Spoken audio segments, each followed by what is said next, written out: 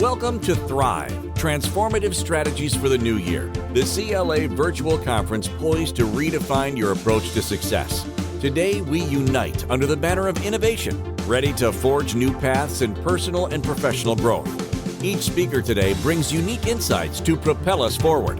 Get ready to explore innovative strategies that will enhance your growth journey in 2024. Hey everybody, I am Kenyatta Turner. I'm so excited to be here with you today, and we're going to have some fun. I can tell you right now, you should probably grab a pen and a piece of paper so that you can follow along, because we've got a little bit of work to do here as we talk about tapping into your motivation using your behavioral superpowers. And if you've never heard of what behavioral superpowers are, you're definitely going to get a pen and write some things down, because as we go through this, it's not just about me sharing something with you. I want you to be thinking about what I'm saying and writing down a few things that you're going to be subjectively selecting in this moment when it comes to motivation. So I'm going to hop right in and start with, what is motivation? Now, if you look it up in the dictionary, it will tell you that motivation as a noun is the reasons or reasons one has for acting or behaving in a particular way. It will also tell you that the general desire or willingness of someone to do something. So the first thing I want you to consider here is, when we think of the term motivation or a motivational speaker, people have asked me, Kenyatta, are you a motivational speaker? I'm like, absolutely not. Here's why. Is because I can't motivate anyone to do anything.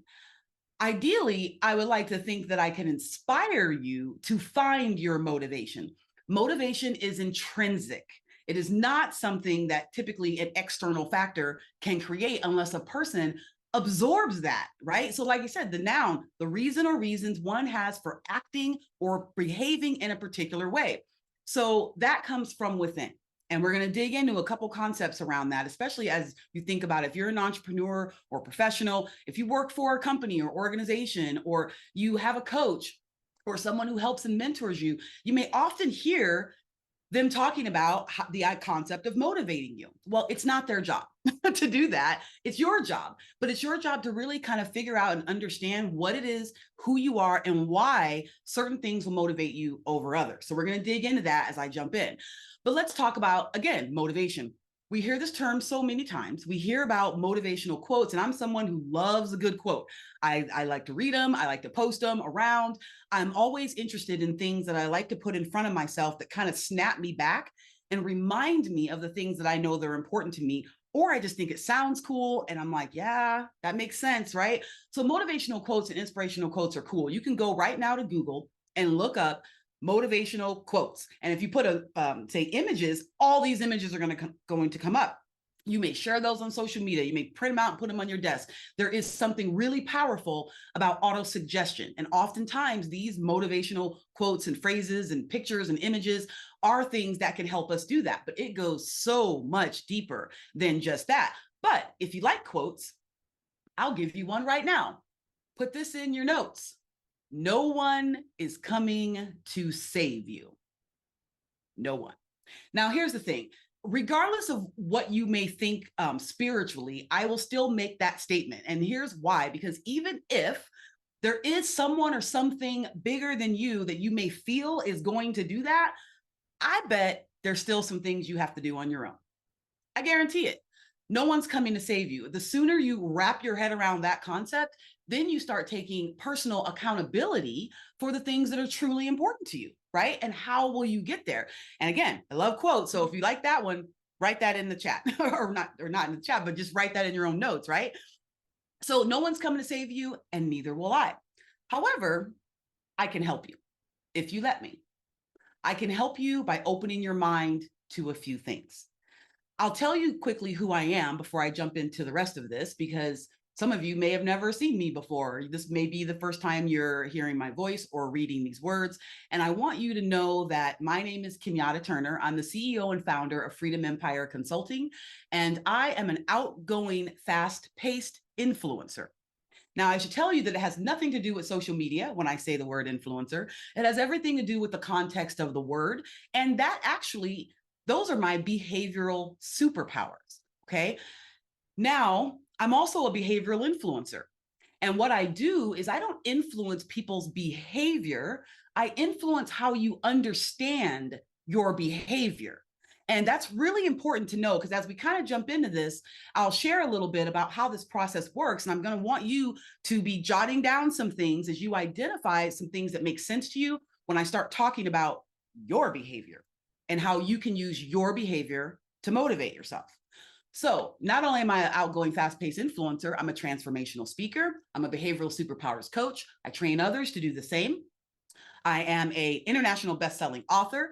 I've hosted radio shows and podcasts. I'm a bass player. I've been playing bass for over 25 years. I love it. But just a year ago, I started playing the drums. And I wish I'd started sooner. I am so jazzed about playing the drums. I'm going to do it later, right today, as a matter of fact.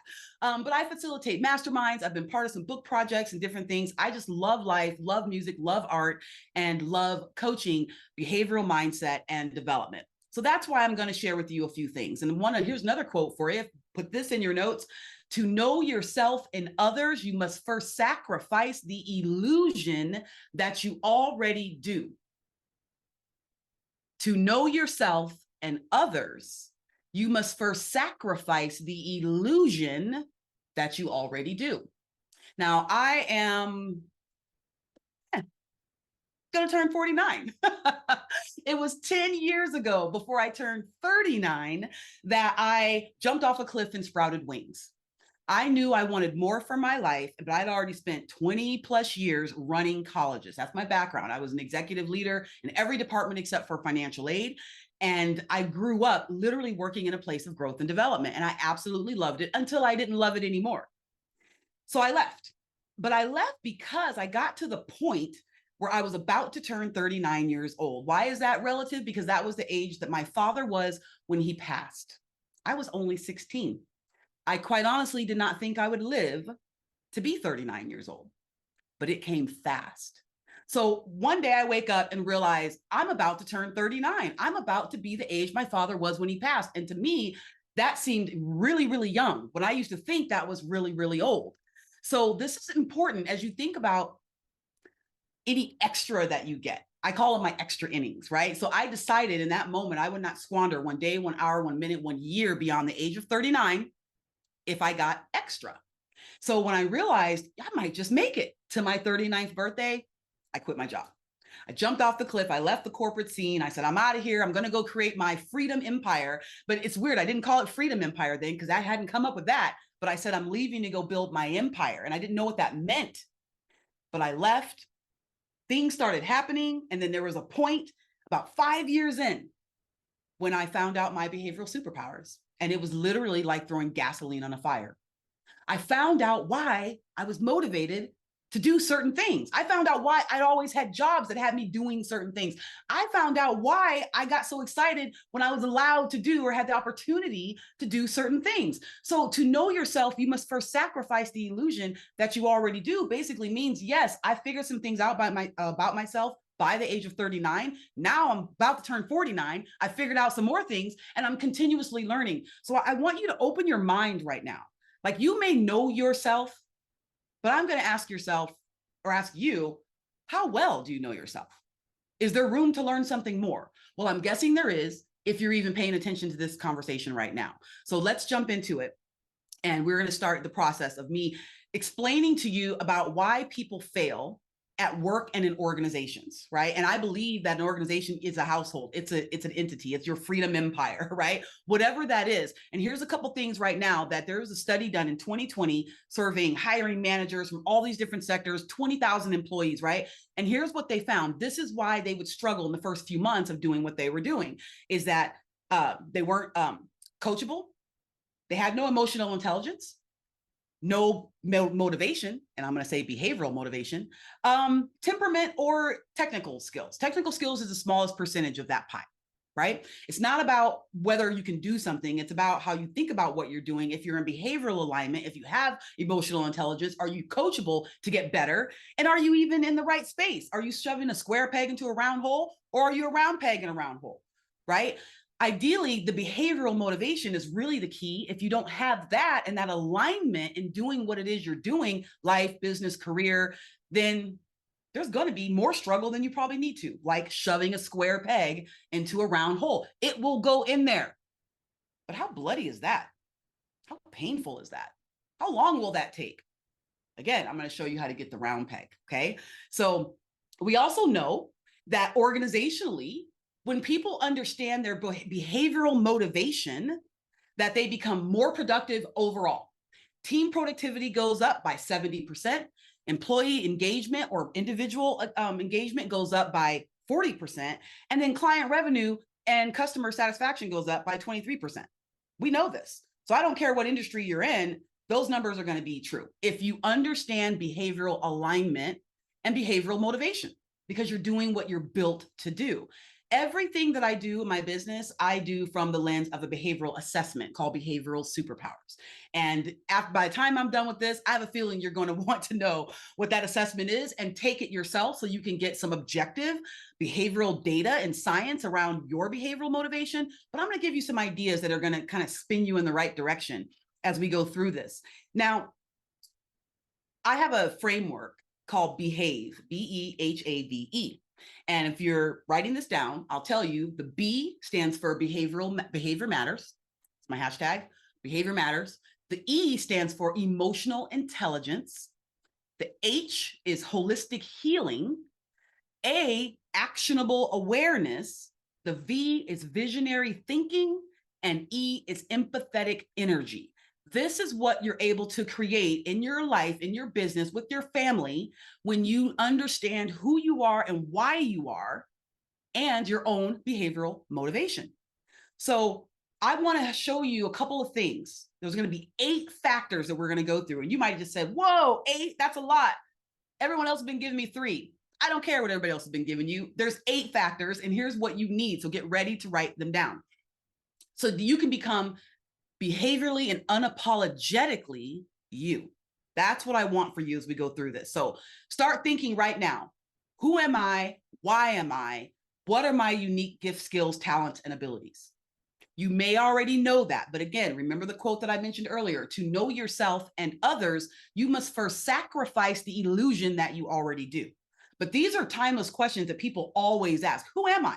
Why am I? What am I good at? What is my purpose? Well, I can tell you that. So if you are ready to embrace behavioral awareness at a very deep level that's going to motivate you through the core of your being, then strap in, because it's time to look at the 8 behavioral factors. So if you have a pen and paper handy, get ready. I'm going to give you the 8 factors. I'm going to give you one at a time. I'm going to tell you the name of it, and then I'm going to give you 2 words that I want you to write down next to the name, and I want you to then circle which of the words you think best fits you. Okay, I'm going to give you the word of the factor and then 2 words that match it, and you're going to choose which of those 2 words most suits you. The first factor, number 1, the command factor. This indicates a person's desire to control the agenda, willingness to assert, and need to make decisions.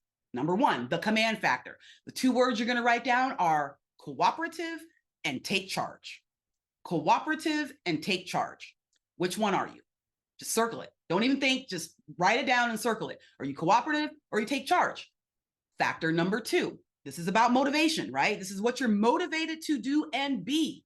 Okay. Factor number 2, the people factor. This indicates a person's openness in expression, transparency, and ease relating to strangers. The people factor. The 2 sides of that coin are reserved and outgoing. Which one are you? Write down the people factor, write down reserved and outgoing, circle which one you think that you are right out the top of your head. You already know the answer to that, okay? Next, the patience factor. This indicates a person's natural pace, desire for stability, and need for harmony, okay? 2 sides of the coin, fast-paced or patient. Which one? Are you fast-paced or patient? The factor is called the patience factor. That's number 3. Okay. Number 4, we're blowing right through them. Okay. We don't have time to play. The structure factor. Okay. The structure factor. The structure factor indicates a person's need for structure, concern for details, and desire to prepare. Okay? Need for details, desire to prepare. The two sides of that coin are spontaneous and planned. Which are you? Spontaneous or planned? Now, if you're picking up on what I'm putting down right now, you understand what I mean when I say behavioral motivation. Because based on the ones that you're circling, you're motivated to do and be that. It's wired deep within you. I'm the spontaneous one. I'm not motivated to be structured. I don't want it. I know I need it, but I don't like it. I want to be free, right? To do what I want, when I want, how I want, come home when I don't want the structure, but I know and understand it's necessary. So I am motivated to be in situations that allow me to be free and spontaneous and instinctive and do all the things that I'm built to do at my core. So if I'm in a position or doing a job or something that requires all this structure, I'm dying on the vine. Now, here's the thing. I can do it, whatever the thing is. You know why? Because I'm smart, brilliant, as a matter of fact. I can do it because I can learn. But my hardwired behavior is that I don't want to do it. That doesn't mean I can't flex into being more structured. That's why I read books like The 12-Week Year and I practice a 12. I've been living by a 12-week year since April 2018. I don't even know what I would have done if someone had introduced me to that, especially being an entrepreneur. I needed that structure. I was an employee for 25 plus years or whatever, right? So anyway, you know where I'm going with that. Behavioral motivation. So structure factor is spontaneous or planned. Which one are you? Okay, that you feel makes sense. All right, keep going. Number 5, the trust factor. Trust factor indicates a person's natural or ability to naturally trust others. Naturally is the key word there. Two sides of the coin, skeptical and trusting. Okay, skeptical and trusting on the trust factor. Which one are you? Go ahead and circle it. Next, we've got the pioneer factor.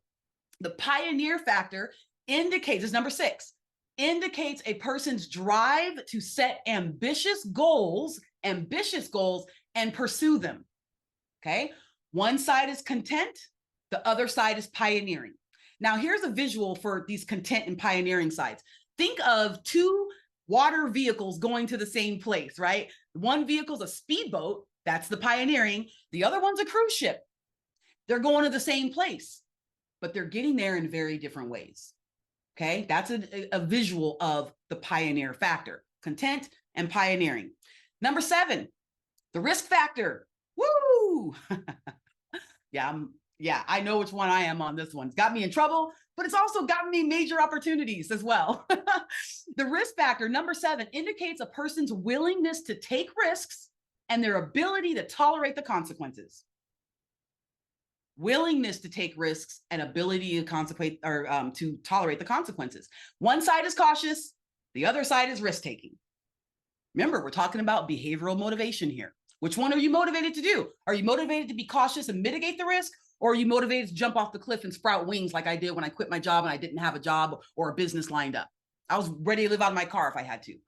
I'm highly risk-oriented. It's helped me, but sometimes having cautious people around me helps balance it out, okay?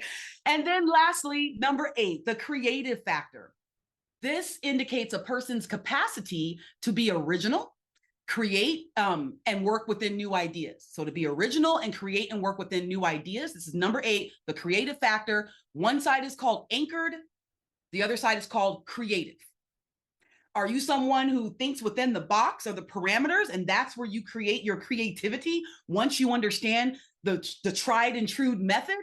Or are you someone like me who cares nothing about the tried and true method? I don't like it. I don't want to do it that way. I'm probably going to create something new. Okay. Which one are you? I'm motivated to be creative. I'm not motivated to be in a situation where someone says to me, well, Kenyatta, 10 years ago, we used to do it like this. I can't even handle that. Okay. That's me where I'm just all, I know we did it like that, but why are we talking about that?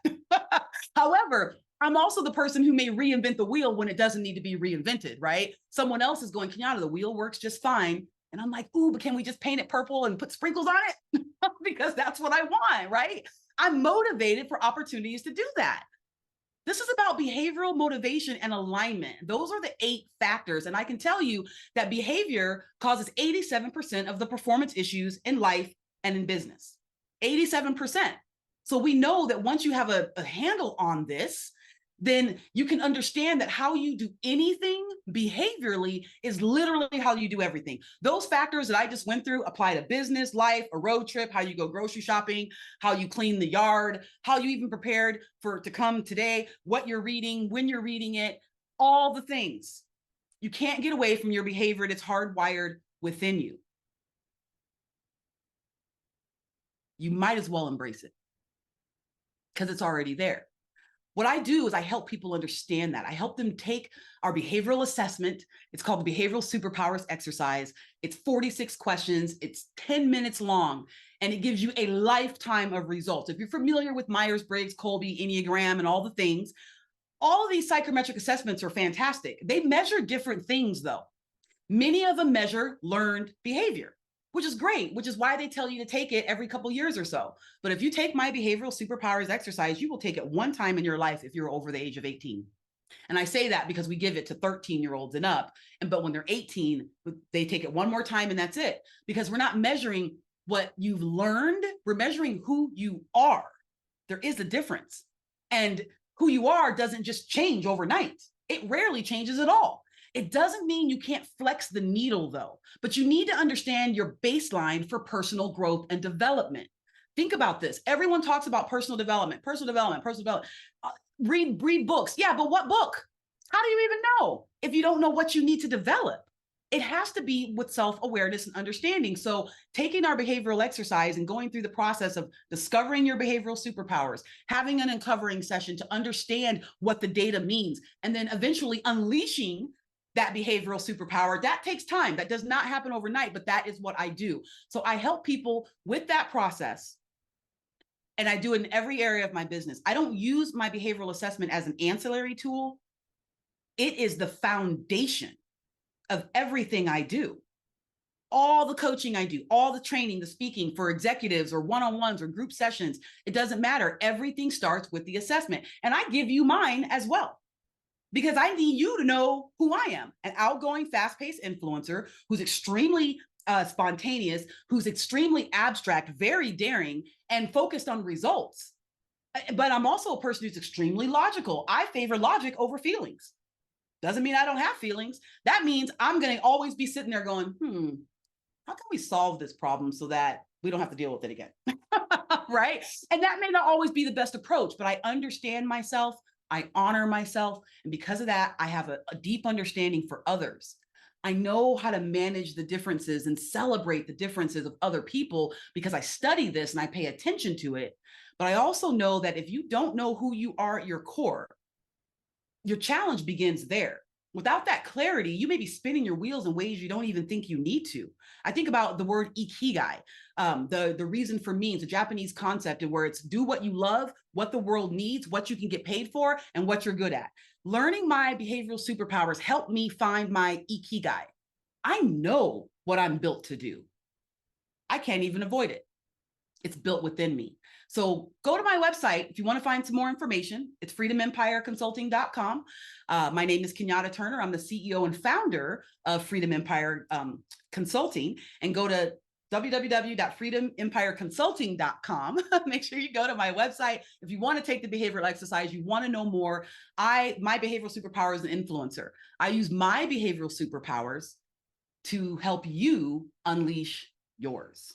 I'm excited about this. I'm excited that you got a little more insight into your behavioral motivation. Remember, of those 8 factors, you could be on one side or the other or somewhere in between. But why don't you take the exercise and find out exactly where you are?